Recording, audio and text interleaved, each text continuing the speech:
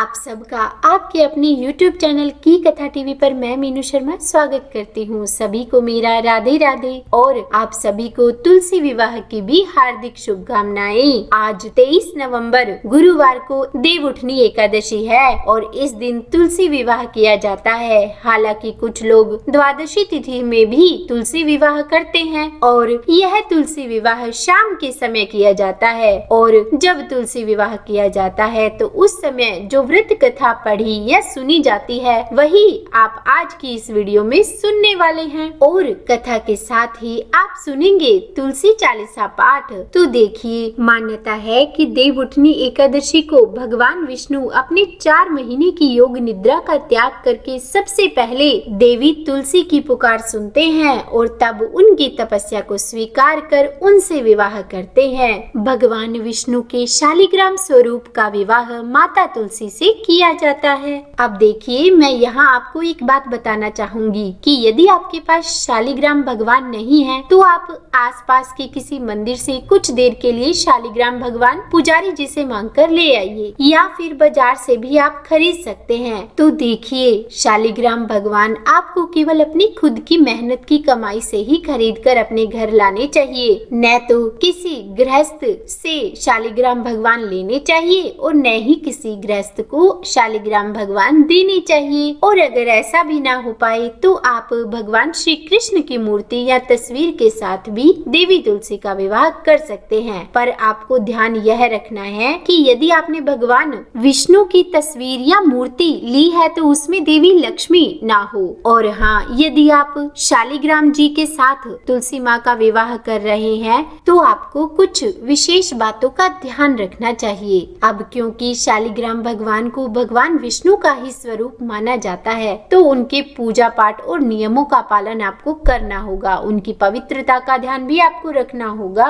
शालिग्राम भगवान की पूजा नियमित तौर पर करनी चाहिए। इन्हें रोज स्नान कराया जाता है। संभव हो तो पंचामृत से या फिर गंगा जल से ही स्नान कराएं। बिना स्नान किए शालिग्राम भगवान की पूजा कभी नहीं होती। इसके अलावा शालिग्राम भगवान को पूजा में हर दिन तुलसी दल का भोग अवश्य लगाएं। और हाँ, शालिग्राम भगवान पर कभी भी अक्षत अर्पित नहीं किए जाते। और अगर घर में शालिग्राम जी है और आप उनकी पवित्रता का ध्यान नहीं रख पा रहे हैं, पूजा पाठ या नियमों का पालन नहीं कर पा रहे हैं, तो ऐसे में आप शालिग्राम जी को मंदिर में दे दीजिए या फिर किसी नदी में प्रवाहित कर देना चाहिए। अगर आप ऐसा नहीं करते हैं तो घर से आपकी जो बरकत है, खुशहाली है, वो हमेशा के लिए जा सकती है। अब देखिए, शाम के समय जब तुलसी विवाह किया जाता है तब यह तुलसी विवाह की कथा सुनी जाती है। तुलसी के बिना भगवान विष्णु तो अपना भोग भी स्वीकार नहीं करते। भगवान विष्णु को तुलसी जी इतनी प्रिय है कि उनका एक नाम हरि प्रिया भी है। तो चलिए सुनते हैं तुलसी विवाह कथा। तुलसी जी अपने पूर्व जन्म में वृंदा नाम की एक कन्या थी। राक्षस कुल में जन्मी यह कन्या बचपन से ही भगवान विष्णु की परम भक्त थी और जब वह बड़ी हुई, विवाह योग्य हुई तो उनका विवाह राक्षस कुल में ही दैत्यराज जलंधर से करा दिया गया। दैत्यराज जलंधर जो था वो समुद्र से उत्पन्न हुआ था। अब जलंधर की पत्नी वृंदा बड़ी ही पतिव्रता स्त्री थी। वह सदा अपने पति की सेवा किया करती थी। एक बार देवताओं और दानवों में भयंकर युद्ध हुआ। जब जलंधर युद्ध पर जाने लगा तो वृंदा ने कहा कि हे स्वामी, आप युद्ध करने के लिए जा रहे हैं, इसीलिए जब तक आप युद्ध में रहेंगे मैं पूजा स्थल में बैठकर आपकी जीत के लिए अनुष्ठान करूंगी और जब तक आप वापस लौट कर नहीं आते मैं अपना यह संकल्प नहीं छोड़ूंगी। अब उसके बाद जलंधर तो युद्ध करने के लिए चला गया और वृंदा व्रत का संकल्प लेकर पूजा में बैठ गई। वृंदा के व्रत के प्रभाव से देवता भी जलंधर को हरा नहीं सके। सारे देवता जब जलंधर से युद्ध में हारने लगे तब वे भगवान विष्णु के पास पहुँचे और सभी ने उनसे प्रार्थना की कि हे विष्णु भगवान, हे श्री हरि, हमारी रक्षा करो। तब भगवान विष्णु देवताओं से बोले कि वृंदा तो मेरी परम भक्त है, मैं उससे छल नहीं कर सकता। और फिर इस पर देवता बोले कि भगवान, अगर कोई दूसरा उपाय हो तो जरूर बताइए। लेकिन इस समय आप ही केवल हमारी मदद कर सकते हैं। तब इस पर भगवान विष्णु ने जलंधर का रूप धरा और वृंदा के महल में पहुंच गए। वृंदा ने जैसे ही अपने पति को देखा तो वृंदा ने समझा कि शायद युद्ध समाप्त हो चुका है और मेरे पति विजय हो गए हैं, और इसीलिए वह तुरंत पूजा से उठ गई और अपने पति के चरणों को छू लिया, जो कि साक्षात भगवान विष्णु थे। इधर जैसे ही वृंदा का संकल्प टूटा, वैसे ही उधर युद्ध में देवताओं ने जलंधर को मार दिया और उसका सिर काट कर अलग कर दिया। जलंधर का कटा हुआ सिर जब देखते ही देखते वृंदा के महल में आकर गिरा तो वृंदा ने आश्चर्य से अपने सामने खड़े हुए उस व्यक्ति को देखा, जो कि जलंधर का रूप धारण करके वहां पर खड़ा हुआ था। वृंदा कुछ भी समझ नहीं पाई। तब भगवान विष्णु ने अपने असली रूप में वृंदा को दर्शन दिए, पर कुछ बोल नहीं सके। वृंदा को जब सारी सच्चाई पता चली तब वृंदा ने कुपित होकर भगवान विष्णु को ही श्राप दे दिया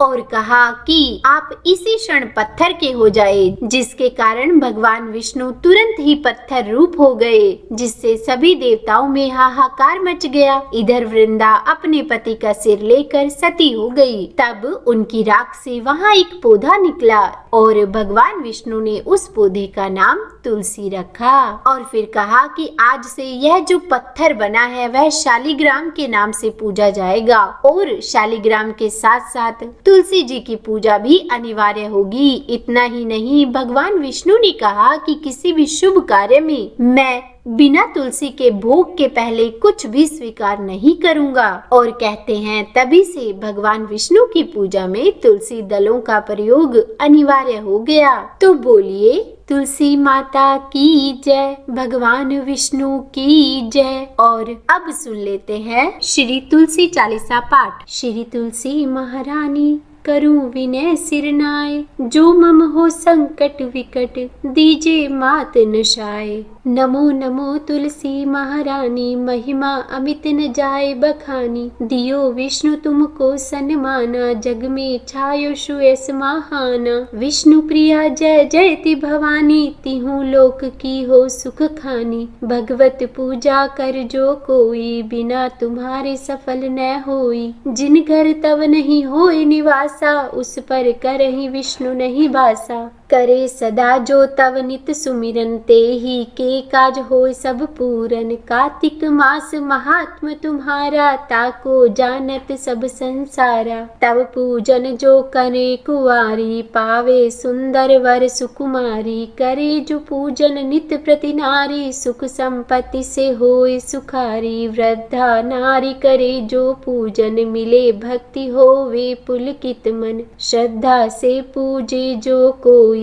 भवनिधि से तर जावे सोई। कथा भागवत यज्ञ करावे, तुम बिन नहीं सफलता पावे। छायो तब पर ताप जग भारी, ध्यावत तुम ही सकल चित धारी। तुम ही माति यंत्रण तंत्रण में, सकल काज सिद्धि हो क्षण में। औषधि रूप आप हो माता, सब जग में तव यश विख्याता। देव ऋषि मुनि और तपधारी, करत सदा तव जय जयकारी। वेद पुराणन तव यश गाया, महिमा अगम पार नहीं पाया। नमो नमो जय जय सुख कारणि, नमो नमो जय दुख निवारिणी। नमो नमो सुख संपत्ति देनी, नमो नमो अग काटन छेनी। नमो नमो भक्तन दुख हरणी, नमो नमो परलोक सुधारणी। नमो नमो निज भक्त उबारणी, नमो नमो जन काज संवारणी। नमो नमो जय कुमति नशावनी, नमो नमो सुख उपजावनी। जयति जयति जय तुलसी माई, ध्याऊं तुमको शीस नवाई। निज जन जानी मोहि अपनाओ,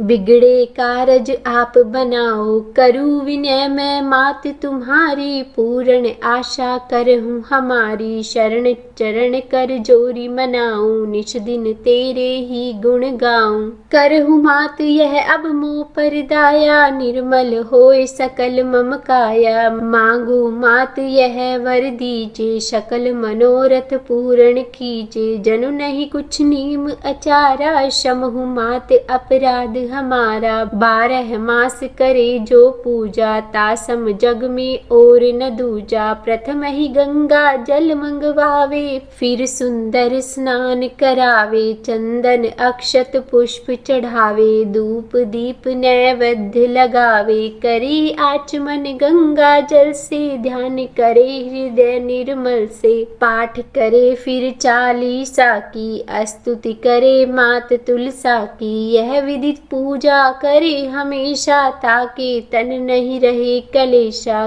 करे मास कार्तिक का साधन, सोवे नित्य पवित्र सिद्ध जाहि। है यह कथा महा सुखदाई, पढ़े सुने सो भव तर जाई। तुलसी मैया तुम कल्याणी, तुम्हारी महिमा सब जग जानी। भाव से माँ तुझे नित ध्यावे, गा गा कर माँ तुझे रिझावे।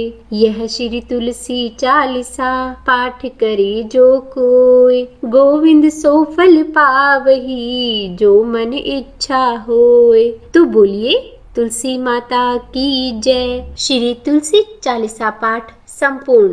तो आज की वीडियो आपको कैसी लगी यह कमेंट बॉक्स में मुझे कमेंट करके जरूर बताइएगा, और अच्छी लगी हो तो लाइक एंड शेयर जरूर कीजिएगा। और अगर आप चैनल पर नए हैं और चैनल को सब्सक्राइब नहीं किया है तो सब्सक्राइब भी कर दीजिएगा, और हाँ, बेल आइकन को जरूर प्रेस कर दीजिएगा। इससे ये होगा कि जब भी मेरे चैनल पर वीडियो अपलोड होगी तो उसका नोटिफिकेशन आपको मिल जाएगा। तो मिलती हूँ आपसे अपनी अगली वीडियो में, तब तक के लिए राधे राधे।